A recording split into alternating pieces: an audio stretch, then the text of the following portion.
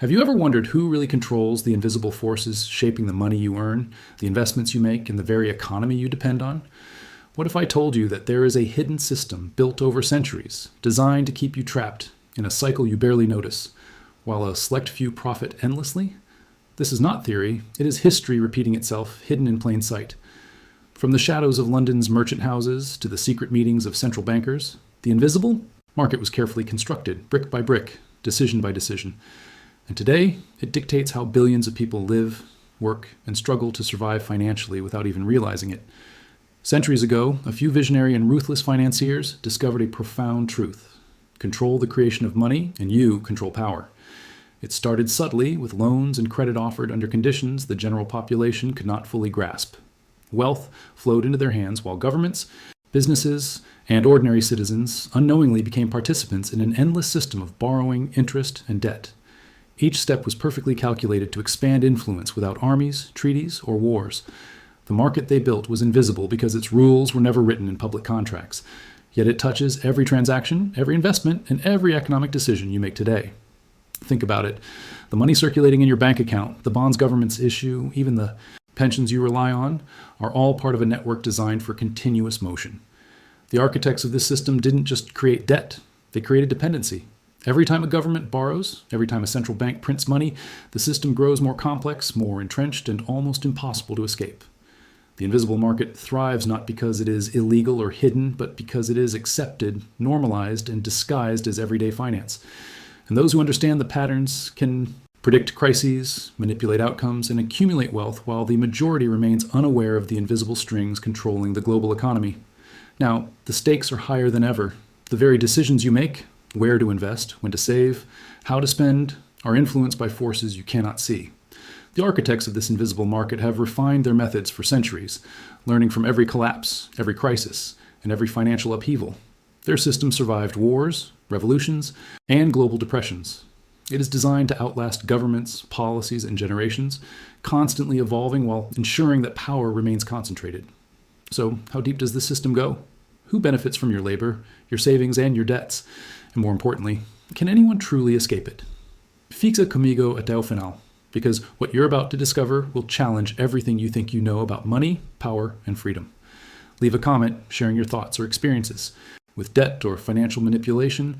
Hit the like button if this is opening your eyes, and check if you're already subscribed to ensure you stay informed as we unravel the layers of this invisible market. What you will uncover next might surprise you. The origins of this invisible market trace back to a time when debt was still a tangible concept, confined to personal loans between merchants and nobility, a system transparent enough to understand, yet powerful enough to influence kingdoms. In the late 1600s, a few strategic financiers realized that the true leverage was not merely lending money, but creating debt that never needed to be repaid.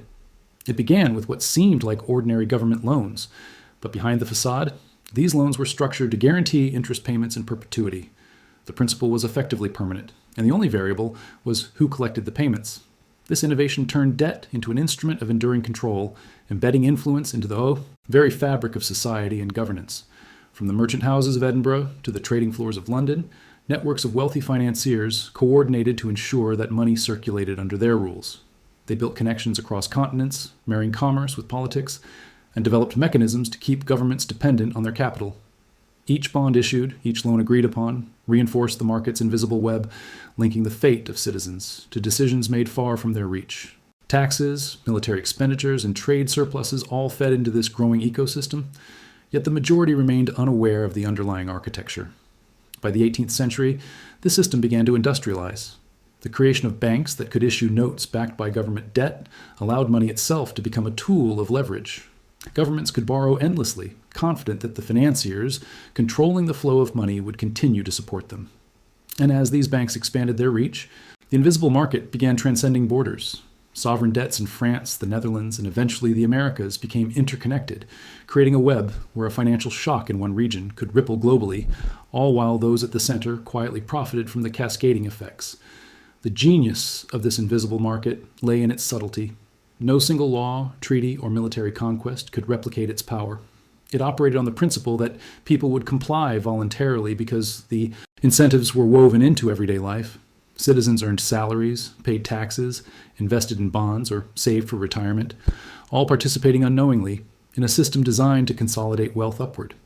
And yet, the market remained largely invisible because its rules were never codified for the public.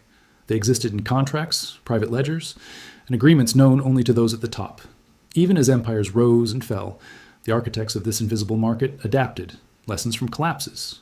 Defaults and recessions were integrated, refining the methods of debt manipulation and market control. Each iteration became more sophisticated, incorporating political influence, financial instruments, and public perception into a seamless, nearly invisible mechanism. By the time the modern era arrived, the system had evolved into a global network of interlinked banks, sovereign debt markets, and central banks, all operating under the same underlying principles established centuries earlier. Understanding these origins is critical because it reveals the deliberate architecture behind what many dismiss as mere finance or economic fluctuation. The market is not a natural outcome of supply and demand. It is a structure meticulously built to endure, to survive crises, and to consolidate influence into the hands of those who understand its rules.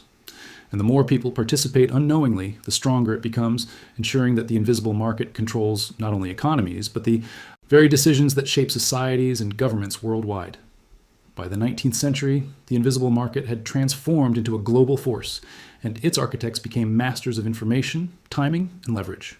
What began as localized networks of lenders evolved into sophisticated systems capable of influencing entire nations.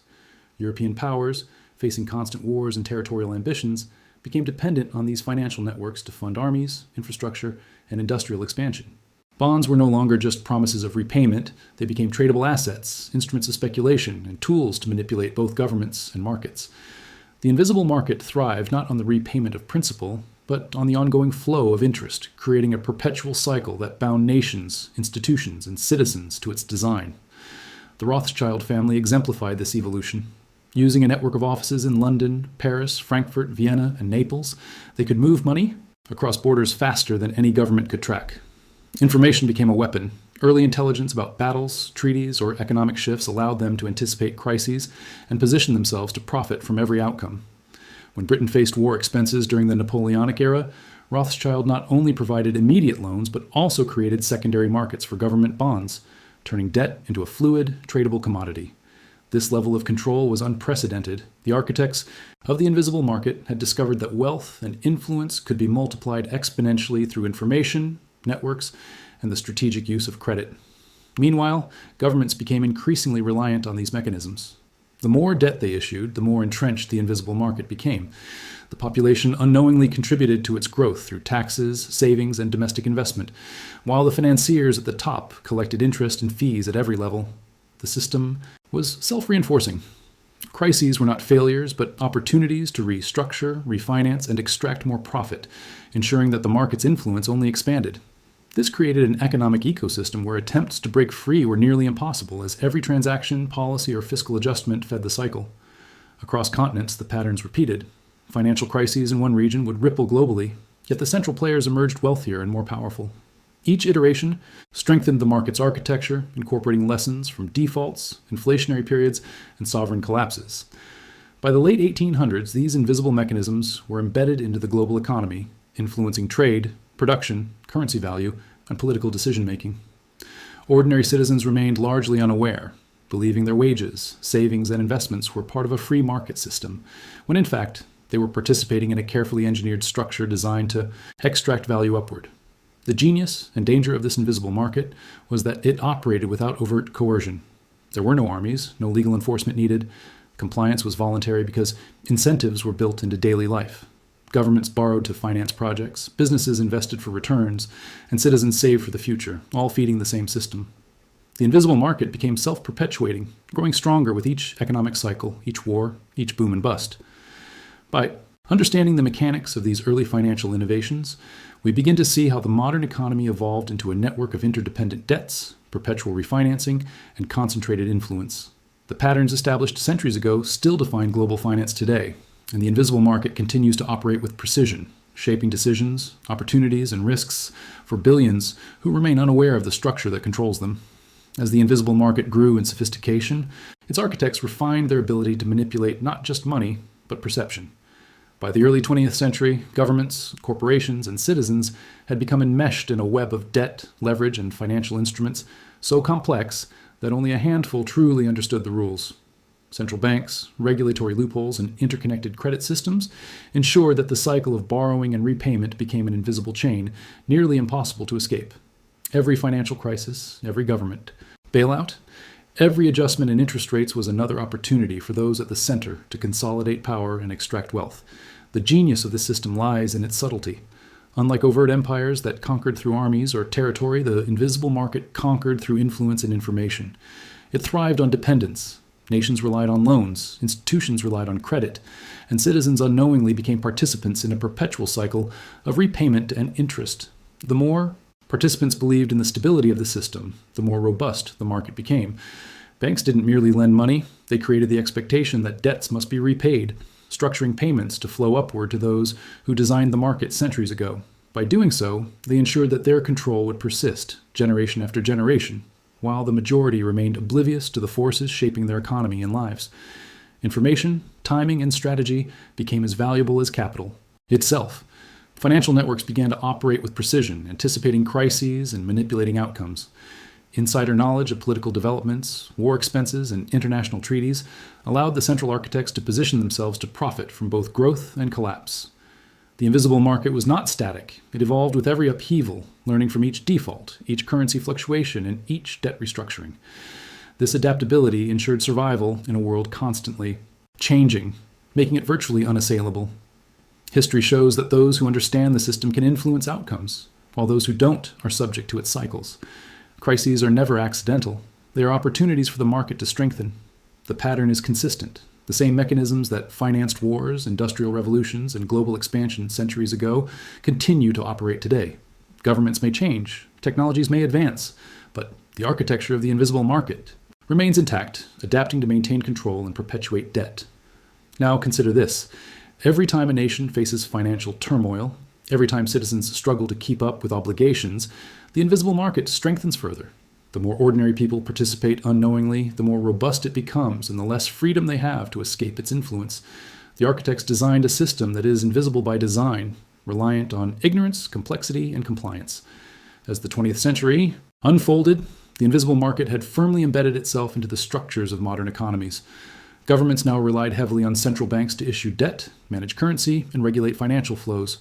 These institutions were no longer mere intermediaries. They had become architects of a self-perpetuating cycle, creating money out of debt and ensuring that interest payments flowed continuously toward those who controlled the system. Ordinary citizens, businesses, and even national economies unknowingly participated in this cycle every day. Each tax paid, each bond purchased, and each loan taken reinforced the invisible architecture, solidifying control in the hands of a few. The creation of the Federal Reserve in 1913 marked a decisive evolution. Unlike previous banking systems, the Fed centralized the power to issue currency, buy government bonds, and influence interest rates in a way that appeared neutral yet concentrated influence strategically. Governments could borrow endlessly, confident that the system would provide liquidity. Banks could issue loans and leverage assets, knowing that the Federal Reserve would stabilize the markets when necessary. This allowed the invisible market to operate with unprecedented scale and precision, affecting not only the United States, but through interconnected markets, the entire globe. This system was designed to appear benevolent. Monetary policy, bond issuance, and interest adjustments were presented as tools for stability and growth. Yet beneath the surface, each action served to reinforce dependency. Nations that failed to adhere to the system's implicit rules faced economic pressure, currency instability, or reduced access to capital. Businesses and individuals became reliant on credit, often living beyond sustainable means, while the top architects of the market continued to profit.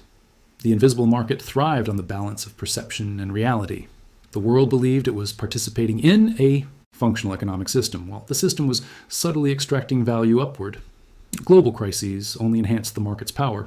The Great Depression, post-war Reconstruction, and subsequent recessions offered opportunities to restructure debt, consolidate influence, and expand the reach of financial networks. By the mid-20th century, nations across Europe, Asia, and the Americas were intertwined in a web of financial obligations and credit flows that could not be disentangled. Each bailout, each restructuring, and each intervention strengthened the invisible market's grip, normalizing the cycle of dependency as a permanent feature of global finance. Even technological advancement, industrial expansion, and post-war economic booms were leveraged to perpetuate this market. Investments, infrastructure projects, and industrial growth often required financing through institutions embedded in this network, reinforcing reliance on debt and central authority. Every citizen participating in banking, investing, or pension systems unknowingly contributed to the perpetuation of the invisible market. The cycle was self-reinforcing, designed to outlast governments, revolutions, and social change. Understanding this stage is crucial because it highlights the subtle power the market wields over modern society. It demonstrates that control is not merely political or military, but financial, systemic, and invisible. The architects of the invisible market engineered a structure so resilient that it survives crises, adapts to change, and maintains dominance even as the world evolves. Those who understand these mechanisms can predict patterns, anticipate crises, and recognize the cycles that govern not only economies, but societies at large.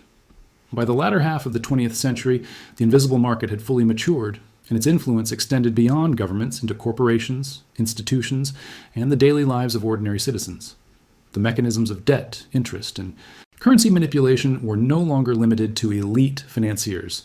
They now permeated global trade, investment, and monetary policy. Nations, whether developed or emerging, found themselves participating in a system designed for perpetual growth of debt, dependency, and control. Every economic decision, from national budgets to corporate expansions, was subtly influenced by the rules and expectations set by those who understood the invisible market's architecture. Central banks became both the gatekeepers and enforcers of the system. Through the manipulation of interest rates, bond purchases, and reserve requirements, they maintained liquidity, managed crises, and ensured that the flow of capital remained uninterrupted. The creation of new money, always tied to debt, allowed governments to finance wars, infrastructure, and social programs, yet simultaneously bound them to the obligations dictated by the market's architects. This duality, apparent benevolence with hidden control, was a hallmark of the invisible market. Nations became reliant not just on financial tools, but on the perceptions of stability maintained by these institutions. Meanwhile, corporations and investors adapted to the invisible market's rules. Multinational companies relied on credit lines, loans, and global investment flows that were structured according to the unseen architecture of debt and leverage. Investors, pension funds, and insurance companies participated in bond markets that seemed stable, yet were intricately linked to government borrowing and interest cycles. The system created a web of interconnected dependencies, where even the smallest fluctuations could ripple across the global economy. Crises were not anomalies. They were opportunities to reinforce the market, restructure debt, and consolidate influence at the highest levels. The 1970s and 1980s exemplified this dynamic. Inflation, rising interest rates, and the debt crises in emerging markets demonstrated how the invisible market could shape policy, enforce compliance, and extract wealth without direct coercion. Countries like Mexico, Brazil, and Argentina found themselves caught in cycles of refinancing, structural adjustments, and external oversight, all designed to keep debt obligations flowing while strengthening the position of central institutions and global financiers. The mechanisms were subtle, yet their effects were profound, revealing how systemic control could be exercised through economic dependency rather than military might. This stage also highlights the market's adaptability. As globalization accelerated, financial products became more complex, instruments more sophisticated, and networks more interlinked. Derivatives, swaps, and securitized assets created layers of exposure and dependency that were invisible to most participants, but crystal clear to the architects at the center. The market evolved to integrate technological advancements, trade liberalization, and global capital flows, ensuring that its influence was not only maintained but continuously expanded. What emerges is a system where influence is invisible, yet total. Ordinary citizens, corporations, and governments operate within rules they rarely see or understand. The invisible market dictates liquidity, credit access, and investment opportunities while consolidating power among a small group of global actors. Recognizing this reality is critical to understanding the modern economy. The invisible market is not a backdrop. It is the engine driving patterns of wealth, power, and dependence worldwide. As the invisible market expanded into the late 20th and early 21st centuries, its architects refined both strategy and scope, ensuring that no government, corporation, or individual could easily escape its influence. The system had become not just global but deeply embedded, operating through layers of debt, interest, financial instruments, and institutional frameworks that appeared legitimate and transparent. On the surface, what remained invisible was the web of control, the interconnected network that dictated the flow of capital, the stability of currencies, and the trajectory of economies worldwide. Every economic decision, from a small business loan to a sovereign debt issuance, was subtly shaped by this unseen hand, creating dependencies that few could recognize or resist. The brilliance of this system lay in its ability to turn crises into opportunities for consolidation. Market collapses, defaults, and recessions were not failures. They were moments when influence could be reinforced, debt restructured, and control centralized. Governments facing financial pressure were compelled to comply with the rules of the market, often implementing austerity, reforms, or regulatory changes dictated by institutions that operated above the public eye. Corporations, investors, and citizens, unaware of the architecture guiding their actions, became participants in a cycle that ensured profits, and influence flowed upward, while autonomy and choice were constrained. Global examples illustrate this pattern vividly. During the Latin American debt crises, nations like Mexico, Brazil, and Argentina were forced into restructuring agreements that protected creditor interests while imposing harsh economic measures on the population. In Europe, Greece faced similar pressures during the 2010 sovereign debt crisis, with international financial institutions orchestrating bailouts that ensured repayment but left domestic economies constrained. In each case, the invisible market remained intact and stronger, its rules enforced without overt authority, relying instead on dependence, legality, and systemic design. Even as financial instruments evolved, derivatives, swaps, securitizations, and high-frequency trading, the principles remained consistent. Debt perpetuates influence, interest ensures continuous flow, and systemic interconnections prevent escape. The invisible market adapts, integrates technological advancements, and absorbs shocks in ways that make its presence felt only when one looks closely. Ordinary participants believe they are engaging in normal finance, unaware that every decision reinforces the structure that controls both risk and opportunity. Now, consider your position in this system. How many decisions you make every day, investments, savings, purchases, loans, are shaped by forces you cannot see? How much of your financial reality is guided by mechanisms designed to keep power concentrated in the hands of a few? As the invisible market entrenched itself in the 21st century, its influence extended far beyond governments and large institutions, into every layer of the global economy. Multinational corporations, investment firms, and even ordinary citizens unknowingly became integral components of a system that thrived on interconnectedness, leverage, and perpetual debt. Access to credit, financial instruments, and investment opportunities was framed as freedom, but in reality, it reinforced the architecture of control. Every loan approved, every bond purchased, and every asset acquired under the market's rules contributed to its persistence, ensuring that influence remained concentrated among those who understood its mechanisms fully. The rise of global financial institutions amplified the invisible market's reach. Asset managers, hedge funds, and private equity firms accumulated massive portfolios of sovereign debt, corporate bonds, and derivatives. These instruments, complex and opaque to the average participant, became tools for consolidating wealth and power. The flow of capital was no longer just reactive, it was predictive. Those at the center could anticipate crises, adjust exposure, and extract profits with precision. Risk, ostensibly shared across markets, was systematically managed to benefit the architects, while ensuring that the cycle of dependency and influence remained intact. Technological integration further enhanced control.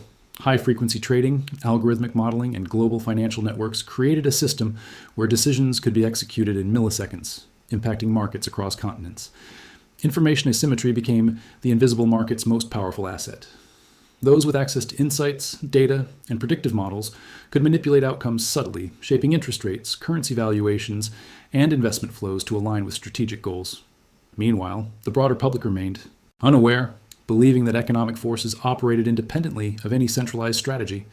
Even traditional economic policies, including monetary stimulus, interest rate adjustments, and quantitative easing, functioned within the invisible market's parameters.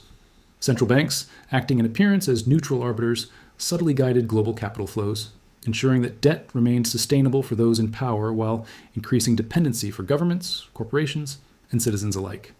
Crises were leveraged to reinforce compliance. Restructuring programs, bailout packages, and international agreements ensured repayment while maintaining the structural integrity of the market. This created a cycle in which even economic shocks became tools to strengthen the system rather than disrupt it.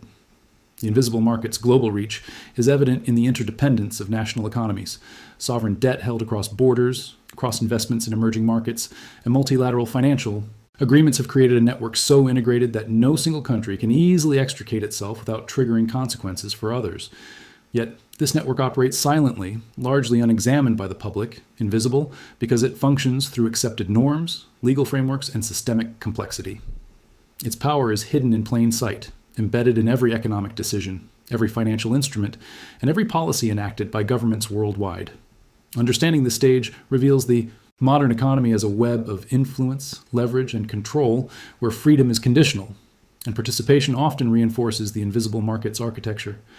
The same principles established centuries ago, debt, interest, interconnectivity, and information asymmetry, continue to shape global finance today. Recognizing this reality is essential for anyone seeking to understand how decisions, from local investment to national policy, are affected by forces far beyond the visible horizon of markets and institutions. By the early 21st century, the invisible market had become a fully integrated global ecosystem, influencing nearly every facet of economic life. Its reach extended from government treasuries to multinational corporations, from institutional investors to ordinary citizens, all interconnected through debt, credit, and financial instruments. The system thrived on complexity and opacity, ensuring that while the surface appeared transparent and fair, the underlying mechanisms concentrated power and wealth in the hands of a few who understood its architecture. Even small financial decisions, taking a loan, investing in stocks, or saving in a pension, reinforced the system, maintaining its continuity and expanding its influence with each transaction. The networked nature of modern finance amplified the invisible market's control. Sovereign debts were intertwined across continents, corporate bonds were linked through derivative contracts, and pension funds and insurance portfolios were heavily invested in instruments whose risk and return were dictated by unseen forces. A default in one region could ripple globally, yet the architects of the market had already positioned themselves to extract advantage, turning instability into profit. Ordinary participants, unaware of the hidden connections, believed they were navigating independent choices, while in reality, every decision perpetuated the market's cycle of influence, dependence, and control. Central, banks and major financial institutions acted as both gatekeepers and enforcers, managing liquidity, stabilizing markets, and guiding capital flows in ways that appeared neutral but were aligned with the invisible market's objectives. Interest rates, quantitative easing, and monetary stimulus were not merely policy tools. They were instruments of systemic reinforcement. When governments or corporations encountered financial stress, bailouts, refinancing, and restructuring mechanisms ensured continued compliance with the system's rules. Crises were not failures. They were opportunities to consolidate power, restructure obligations, and strengthen the market's reach without overt coercion. Technological advancements further entrenched the market's dominance. High-frequency trading, global financial networks, and algorithmic decision-making allowed those with access to information and models to act faster than any government or corporation could respond. This created a feedback loop where the invisible market could predict, influence, and profit from both growth and collapse. Meanwhile, the public, generally unaware of these dynamics, continued to participate voluntarily, contributing to its perpetuation through consumption, investment, and reliance on credit. The invisible market's design ensured that escape was nearly impossible.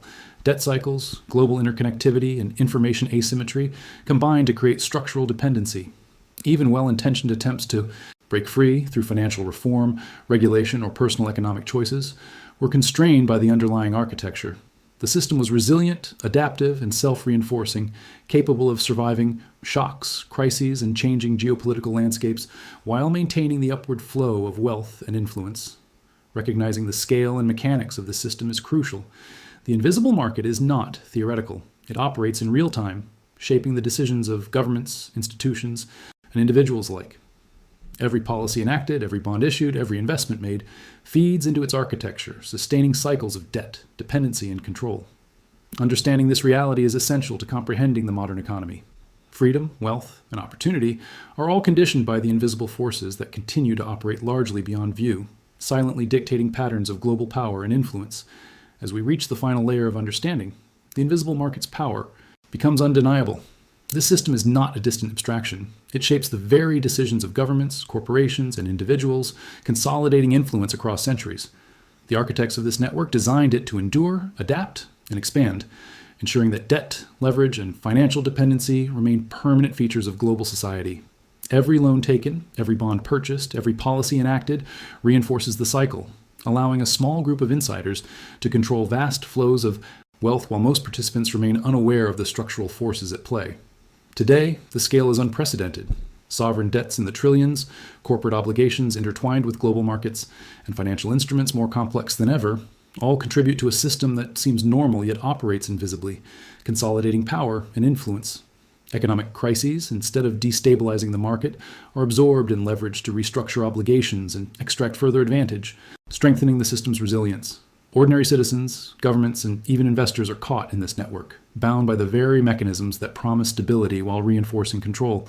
The implications are profound. Understanding this invisible market allows insight into why financial crises recur, why governments seem unable to escape debt cycles, and why wealth remains concentrated among those who grasp its rules. Knowledge of these patterns provides an advantage, a framework for recognizing systemic risks, and a lens through which to analyze economic decisions and global power dynamics. Awareness is the first step to making informed choices within a system that often feels inevitable, but is ultimately engineered. Now, reflecting on everything we've explored, it's clear that the invisible market is not just a theoretical concept. It's a living, adaptive structure shaping economies, politics, and society at every level. Recognizing its mechanisms changes how you view money, investment, policy, and even personal financial decisions. It reveals patterns that are centuries in the making, yet as relevant today as they were when the first architects designed the system. If this journey has opened your eyes, stay connected. Make sure you're subscribed to continue exploring these patterns and understanding the forces shaping your world. Leave a comment saying something like, "This message was for me," or "I see the system now," to share your insights, and hit the like button if you recognize the scale of what we've uncovered. And while you reflect, there's another video here that expands on these hidden forces, showing how current economic policies tie into centuries of strategy. Click and continue with me to see the next layer of the invisible market. Understanding it fully is the only way to navigate it consciously and recognize the cycles that will shape the future.